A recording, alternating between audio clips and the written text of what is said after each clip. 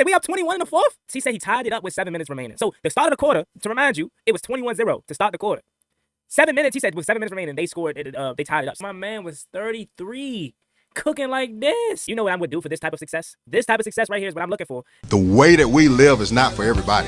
Nah, that ain't it, y'all. How do you think the rest of Jaden Daniels' career is going to go? If we're, 6, 7 games into Jaden Daniels' career, and he's already milking injuries? Like, Nigga, stop saying my name, you dick riding bastard.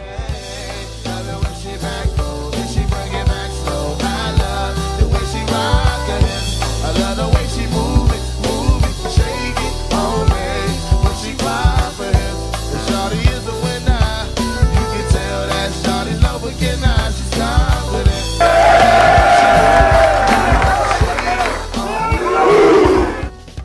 YouTube, what's going on? It's Juan Gotti here. We have the Washington Commanders video, and in today's video, I'm coming on here with a video where we're going to be reacting to the forgotten NFL dynasty that quietly crushed everyone. This video was centered around the Washington Redskins and their dynasty during the late 80s and early 1990s. I wanted to do this because I wanted to learn more about myself, what I already don't know about the history, but also for a lot of y'all to take a trip down memory lane and jump into a time machine, basically, because a lot of you all can relive these moments. Me, your man Juan Gotti, y'all know I wasn't even thought of around these times. So this is going to be a great watch. This is by NFL on the Left. I will link it down below in the description. Actually, before we get into it, y'all, I got to get into proper uniform. So in a snap of a finger, y'all going to see what I'm talking about. 3, 2, 1. Oh man, do y'all know how long it's been since I put on some Washington Redskin gear, man? It feel like 2019 all over again. This feels right. I got the Art Monk jersey on, as you can see, 81. So we ready. We rocking and rolling. And let's go ahead and watch this bang up a video, bro. When you think of NFL dynasties, names like the 49ers, the Steelers, and Patriots usually come to mind. But there's one team from the 80s that's often overlooked. With stats like this, why don't they get the recognition they deserve? Hold on. You know, we're going to be pausing a lot because I'm learning a lot more that I already don't know. So it's a top 5 teams by record, 1981 to 1992. 49ers 136, 47 and 1. Washington Redskins second team 124 and 60 with 3 Super Bowl appearances. Okay. This is the story of the Washington like that, Redskins dynasty. What are you saying, guys? It's Zane here. Let's get into the video. The Redskins weren't just good, they were dominant. From 1982 to 1991, the Redskins appeared in 4 Super Bowls and won 3, each with a different quarterback. Yeah, Joe Gibbs, Doug Williams, Mark Rippon. Okay. 7 of these we 10 know years. those names. Even their crowning glory, the 1991 season, ranked as the 3rd most dominant in NFL history, remains a footnote for most. So let's unpack what's arguably the 2nd best team of the era, behind only the 49ers. Whether you see them as a dynasty or not, let's not get hung up on that point. In my opinion, what makes a dynasty isn't super clear anyway. But what is clear is that the Redskins were a powerhouse who are severely underrated. Entering the decade in 1980, owner Jack Kent Cooke said, "I think we can win the Super Bowl this season." Well, have it. I'm Juan Gotti. If you want to guarantee the Washington Commanders win a Super Bowl in 2025, you got to subscribe to my channel and get me to 10,000 subscribers. So hurry up and do that. That confidence was thanks to a promising 1979 season, led by the Coach of the Year Jack Pardee. The Redskins missed the playoffs by 1 point as they lost to Dallas in a nail-biter. Yet despite that promise, Cook's prediction was pretty bold. The team hadn't been to the Super Bowl since 1972 and hadn't won a title since... Hold on though, looking at the records... ...was pretty bold. Although we haven't been to the Super... Look, 1990, they said 1977 we was 9-8 or 8-8. 77 we was 9-5. 76 we was 10-4. 75 we was 8-6. Or just going down in years, but 73 10-4. 72 11-3. Whoa, we was low key good in the 70s. Super Bowl since 1972 and hadn't won a title since 1942. In the Dang. end, 1980 turned out to be literally the opposite of 1979. The Coach of the Year was now looking like the coach of the couch. The offense fell from 10th to 25th. As the Washington Post put it, instead of dreaming about the Super Bowl, the Redskins are wondering where their next touchdown might come. That was thanks to the abrupt retirement of John Riggins following contract disputes. Without him, the offense looked lost, so a change was needed. January 5th, following that's something, right? Something that I've always kind of felt surprising, and now that I'm older and I understand more of ball, a lot of these great players that we know for certain teams didn't get drafted by the team that they got known for, right? Like John Riggins, I know he played for the Jets, before, like years ago I found out he played for the Jets, but all my life before then, I thought he was just a Washington Redskin. But whole time he hit his prime. He was really cooking with the Redskins when he was like 33, 32. I'm thinking this a young buck. Whole time and then Santana Moss, same thing, right? And then countless other players for our organization. They aren't drafted by us, but ended up, where their next touchdown might being come. good. That was thanks to the abrupt retirement of John Riggins following contract disputes. Without him, the offense looked lost, so a change was needed. January 5th, 1981, Jack Pardee was fired. 8 days later, the Redskins took a chance on Chargers offensive coordinator Joe Gibbs. Gibbs, One of Gibbs' first baby. moves was Yes, to get sir. Riggins back. I'll start off by saying I'm bored, I'm broke, and I'm back. Unfortunately, he wasn't enough to prevent an 0-5 start. Gibbs was part of the prolific Air Coryell offense in San Diego, but it Coryell, wasn't yeah. working in Washington, so Gibbs adapted, and therein lies the brilliance of Joe Gibbs. He wasn't married to a particular system. He knew how to change the offense to utilize the strengths of the team. He had just convinced Riggins to come out of retirement, so why not use him some more? Riggins would go on to rush for more yards in his 30s than in his 20s. Sheesh, that's what I was saying, bro. Like John Riggins made a really Riggins would go on here to in rush for more Washington, obviously with how good he was for the Super Bowls and all them times.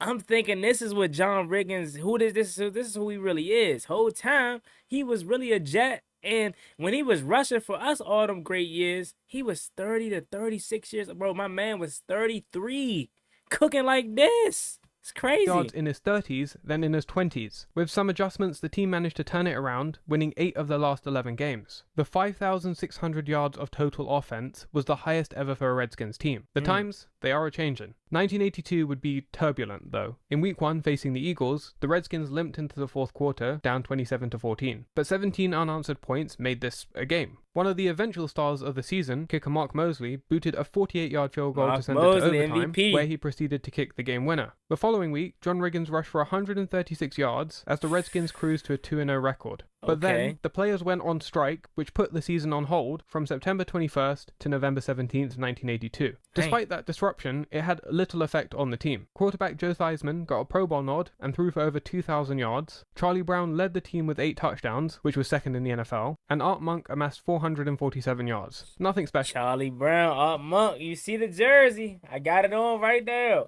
But hold on, back it up a little bit. The players went on strike during those times. This is low-key a long time to be on strike. So if y'all was around during the time, how was it to not have football for 2 months?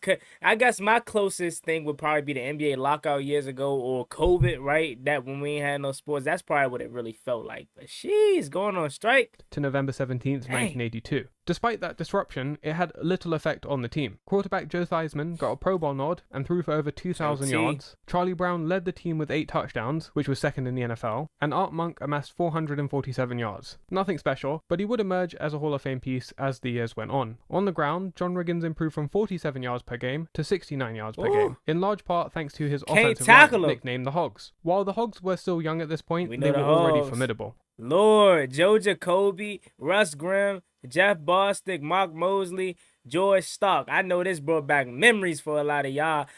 Joe Jacoby being 23. Like, imagine that, right? Like, I know Joe Jacoby, I'm young, so obviously him being older. Russ Grimm, same thing, all these other guys. But y'all watched them when they were 23. And George Stark being, the oldest man of the group at 34 years old. This offensive line is one of the best ever. And a lot of us want that back to this day. Get Jaden Daniels this offensive line, man. I promise you he would never have a bad game.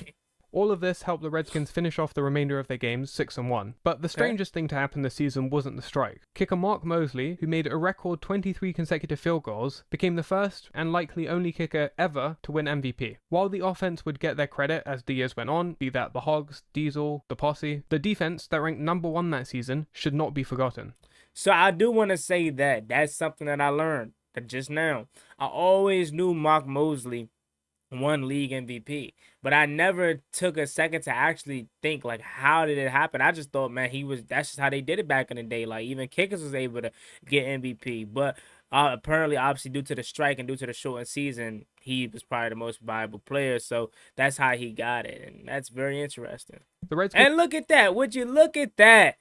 Detroit Lions. We've been giving y'all a belt in the playoffs since the 80s, man.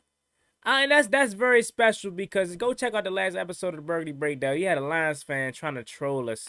You know what I'm saying? We've been giving the Lions belt, but they'd faced their since the toughest opponent 80s. in the NFC Championship. We won Dallas. The defense performed when the lights were brightest. During the first half, Cowboys starting quarterback Danny White was knocked out the game, but backup Gary Hogaboom had a respectable performance. With 7 minutes remaining in the fourth, the Cowboys were down 24-17 at their 20. Hogaboom's pass was tipped, intercepted, and returned for a touchdown. That was the game. The Redskins were heading to a Super Bowl to face the Dolphins, who they had played in their last Super Bowl appearance 10 years prior. But this wasn't the 1972 undefeated Dolphins. Now, neither quarterback was particularly impressive this game, but Dolphins quarterback David Woodley was really harassed by the Redskins defense. He completed just 4 of 17 passes for 97 yards before being pulled late in the game. After scoring 17 in the first half, the Dolphins offense was shut out. 0 completions and just 2 first downs in the second half. Even though Theismann's numbers weren't overly impressive either, he did make one huge play that often gets overlooked. Late in the third quarter, the Redskins trailed 17-13. Theismann rolls out to his left, but his pass is tipped. He managed to swat the ball, breaking up an interception that would have put the score at 24-13. Okay, Joe T with the defense. But the Redskins' right not so there. secret weapon was John Riggins, who would rush for 610 yards in 4 playoff games, an NFL record that still stands. The pivotal play came on 4th and 1 on Miami's 43. The Redskins are going for it, and everybody knows there's only one man getting the ball. Cornerback Don McNeil is there to try and tackle Riggins. He gives his best effort, but Riggins just sheds him off and to the goes all races, the way. baby. Another touchdown, this time Theismann connecting with Charlie Brown on 3rd and goal, gave the Redskins their first Super Bowl. Despite the win, many were skeptical of the Redskins, seeing it as a fluke rather than earned. While the Redskins were about to show how fluky that season was. Joe Theismann won MVP as the Redskins set an NFL scoring record of 541 points, which stood for over a decade. Going 14-2, both losses ended in a single point. On the ground, the Diesel rushed for an NFL record 24 touchdowns. Despite the defense ranking just 11th overall, thanks to their group of trusty veterans, plus the additions of rookie Darrell Green and Charles Mann, the defense made history. A young Darrell Green. Looking at trusty that. veterans, plus the additions of rookie Darrell Green and Charles Mann. Look at Darrell Green, a young Darrell Green. This young man right here went on to play 20 years. He played 20 years in the NFL. He played so long, I was alive when he was still playing. And then shout out to my guy right here as well. The defense made history with a record-shattering plus 43 turnover differential. But I don't know, there's something about these all-time great offenses. Heading into the playoffs, the Rams proved an unworthy opponent. That seemed to be the case against the 49ers too, as the Redskins entered the fourth up 21-0. Of course, that's not a sufficient lead when you're facing Joe Montana. He tied it up with 7 minutes left. But the Redskins marched down the lead when you're facing 2. What happened? What happened? We up 21 in the fourth? Joe Montana was Tom Brady before Tom Brady, huh? I mean, I know that. Like, I know he's one of the best. I'm trolling when I like act like I don't know what Joe Montana was. I do know that. But like, come on, 21-0 in the fourth, y'all. What's up? Redskins entered the fourth up 21-0. Of course, that's not a sufficient lead when you're facing Joe Montana. He tied it up with 7 minutes left. But the Redskins marched down the field, taking. And sorry to keep pausing, but I'm very, locked in and want to learn more, bro. He said he tied it up with 7 minutes remaining. So the start of the quarter, to remind you, it was 21-0 to start the quarter. 7 minutes, he said, with 7 minutes remaining, they scored. They tied it up. So they basically scored. And I'm sure it was 15-minute quarters back then, right? Unless it was time changing, but the quarters were longer. But bro, it took him barely like 12 minutes to score 3 touchdowns. As the Redskins entered the fourth up 21-0. Of course, that's not a sufficient lead when you're facing Joe Montana. He tied it up with 7 minutes left. But the Redskins marched down the field, taking the clock down with them. They managed to set up a 25-yard field goal with 44 seconds left. The problem was, Mr. Reliable Mark Mosley had not been so reliable as of late. He had already missed 4 field goals there. Mark Mosley 0 for 4, looking like it's a certain someone. Nah, I'm trolling. I ain't gonna do that to him. But 0 for 4. He would make this one though, and there wasn't enough time for the 49ers. Let's go. Yet when it came to the Super Bowl, they were embarrassed by the Raiders. They lost 38-9. I remember this one. Marcus Allen killed us. I remember this right here. Not obviously I didn't watch it for live, nothing. but I really do think know if they about won that. back-to-back Super Bowls, especially with that offense in 1983, they would have been remembered as one of the greatest teams ever. It's hard to come close to a season that they just put up, so the offense did take a step back the next season, but they still ranked third, with Theismann throwing almost 3,400 yards and Riggins bulldozing his way to another 1,000-yard season. They would end up reaching the divisional round, but they got bounced by the Chicago Bears, a team on the rise. 1985 would be a transition year for the team, as several key players had their final dance. Riggins, now 36, had clearly left it all on the field as he rushed for just 677 yards. It would get even. Side note, this jacket is tough. I ain't gonna hold you. This starter jacket looks sweet. I wear this joint, I ain't gonna lie. Clearly left it all on the field as he rushed for just 677 yards. It would get even harder when Joe Theismann infamously broke his leg, ending his career. That left the number one offense just 2 years prior sinking to 20th. But they have Joe Gibbs, the master of adaptation. Backup Jay Schrader would take over and won 4 of the remaining 5 games, but the Redskins would miss the playoffs. Jay Schrader was the starter entering 1986 and became the first 4,000-yard passer in Redskins history. Okay, Jay Schrader, that's a name. I just learned that today. Okay. Offense rise from 20th to 9th with 2 receivers breaking the 1,000-yard mark. We know the those defense names. also finished 9th. Dexter Manley led the way with 18.5 sacks, and Charles Mann had 10. Name, Charles Mann. That helped them to a 12-4 record, sending them to the wild card round against the Rams. I know Dave Butts a little bit. He was like what earlier? Thanks to the defense forcing 6 turnovers, the Redskins had no problem winning this game. The real challenge came the following week. Washington was 7-point underdogs against the Bears. The Bears actually allowed less points per game this season than the historic 85 team, but the Redskins' top 5 offense 86. was on full display against the defending Super Bowl champions. Despite having no problem against the Bears, they couldn't get a single point against the Giants the following week. Still, after a couple uneventful years, it seemed the team was back on the rise. But yet again, 2 weeks into the 1987 season, the players were back on strike. Dang! How many strikes is gonna be?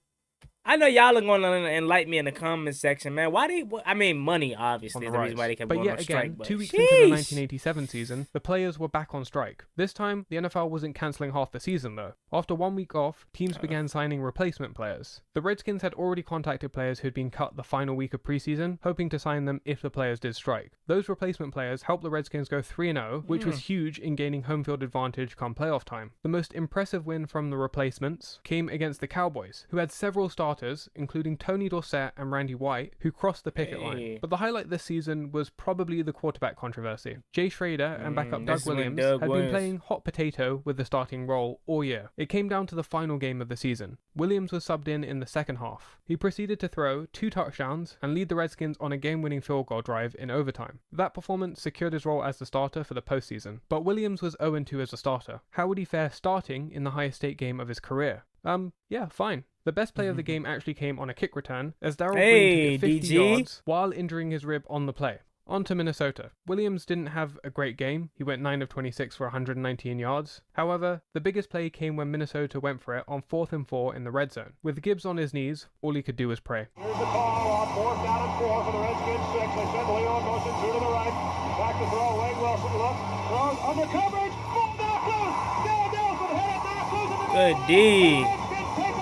Super Bowl 22 was historic for a number of reasons. The Redskins offense put up 35 points in the second quarter. Crazy thing is, I remember that NFC Championship game. I watched that so many times. Number of reasons. The Redskins offense put up 35 points in the second quarter. Running back Timmy Smith set a Super Bowl record of 204 rushing yards, and Ricky Sanders set a receiving record with 193 yards. The defense held John Elway to a 36% completion percentage, 1 touchdown, and 3 interceptions. All of that led to a whooping of the Broncos, as the Redskins hoisted their second Lombardi Trophy in 5 years. 1988 would be their first and only losing season under Joe Gibbs. The Redskins were in search of their next quarterback because Doug Williams was struggling. They would eventually find their starter in Mark Rippon. The following season, in 1989, he threw for over 3,700 yards and made the Pro Bowl. But those 2 years, 1988 and 1989, the Redskins didn't make the playoffs. It would be the first and only... So hold on, let me ask this question. Yeah, I know we all love Doug Williams over here, right? Like he's obviously going to be,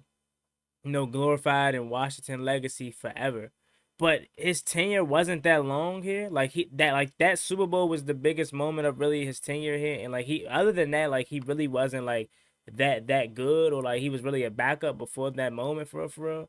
I know he was the first black quarterback to start a Super Bowl and all that, but I definitely thought he had more key moments besides just that Super Bowl. But I'm sure we probably figure it out more. Only time in Joe Gibbs' I know career that. that he missed the postseason in consecutive years. Fast forward to 1990 and the Redskins were back in the playoffs. Although they lost to the 49ers in the divisional round, they were on the rise again. To once again emphasize how good the Redskins were during this period, they only missed the playoffs 3 times, had 1 losing record, and won 10+ games every other year. You know what I would do for this type of success? This type of success right here is what I'm looking for. And guys and girls, I think we got this type of success on our hands again. Look at this, 83 playoff season, or a double-digit wins playoff season, whatever. And then only 98 or 88 and 82, it says, except for 82 strike season. Like, we were so good, bro. Golly. Entering 1991, Mark Rippon was the undisputed starter. The Redskins returned to their peak form, finishing 14-2. Joe Gibbs had saved his best for last. The Athletic ranked this team as the 3rd most dominant of the last 50 years. And this team has the best DVOA of all time. Rippon shined with the deep ball, but nobody benefited more than Gary Clark, who caught 10 touchdowns for an average of 45 yards per touchdown. Rippon also had plenty of time to cock back his arm, given the Hogs gave up 9 sacks all season. That's 7th best all time. And the defense held opponents to 14 points a game. Entering the first round of the playoffs, the Redskins were hosting the Falcons, who they already blew out in the regular season, but the weather entering the first round, 7th best all time. Hold on, first of all, 9 sacks all season long. You know what Jay and Danes would do with that? Only giving up 9 sacks. 5 got sacked 47 times last year. God damn. But no, look at this. And the defense held opponents to 14 points a game. Entering the first round of the playoffs, the Redskins were hosting the Falcons, who they... Oh my God. And I know a lot of y'all watched this live. This had to be a treat. This is I'm just going to go on record to say the closest thing prior to this for me was the Lions game this past year. 56-17. Oh my God. And this ain't the 2020s, you know what I'm saying? Even 2010s were like scoring is prolific. 56 points back in the 90. Oh, they already blew out in the regular season, but the weather was terrible, so it kind of leveled the playing field. Even though they didn't dominate like they did in their first matchup, the Redskins had no problem handling the Falcons, even with the weather. They were on to the Lions in the NFC Championship. On the first play of the game, Charles Mann strip sacks the quarterback. Yeah, it was just the first play of the game, but the game was basically over at this point. They were set to face the Bills in Super Bowl 26. MVP Thurman Thomas had to this point averaged 4.8 yards per attempt in the playoffs. Yet the Redskins held him to 13 yards Joe Kelly, on 10 attempts. Quarterback. In the air, the Bills found no success as well. 0 for 4. Jim Kelly threw 4 interceptions and was sacked 5 times. The Redskins, on the other hand, threw 2 touchdowns, rushed for 2, as they won 37-24, handing the Bills their 2nd straight Super Bowl loss. Now, 1992 wasn't as impressive as the prior year. The Redskins limped into the playoffs with a 9-7 record. They did manage to beat the Vikings, but they lost to the 49ers the following week. But the real shocker was when Joe Gibbs retired, and in doing so, sparked a painful drought that the team is still trying to get out of. Oh, man. So this is... I didn't know Joe Gibbs retired immediately after that season either. Retired. And in doing so, I always sparked wondered a painful how did he drought go up. that the team is still trying to get out of. Although, it's all good. We got 5 now, so we're going to get out of this very, very soon, y'all. Very soon. From 1982 to 1992, we had 8 playoff appearances and 11 seasons, 10 winning records. In 31 seasons, bro. This is horrible. In 31 seasons, we've only had 6 playoff appearances and 8 winning records, bro. We did this in 3 years and didn't even do half of that in 31 years. That is insane. Joe Gibbs, thank you so much. We need you. We needed you years ago, and you came back and even had success your 2nd stint. Now we're headed up into a trajectory where we're trying to follow in your footsteps. So thank you. But shout out to this video. This was a great watch, man. Go watch this on your own if you want. I know I probably paused a lot, but this was a great watch, great lesson for me. But how do y'all feel about this video down below in the comment section? Is this a trip down memory lane for you? Leave it down below in the comment section. And do you want to see more videos like this? As always, me and juangottibusiness. Make sure you like, comment, subscribe to the channel. On the road to 10,000 subscribers. We'll greatly appreciate it if you can reach that goal as soon as possible. Thank you so much. See y'all later. I'm out. Peace. Never gave up on ballin' like I'm Deshaun, throw the bomb G. That's IG, my jersey never seen a line.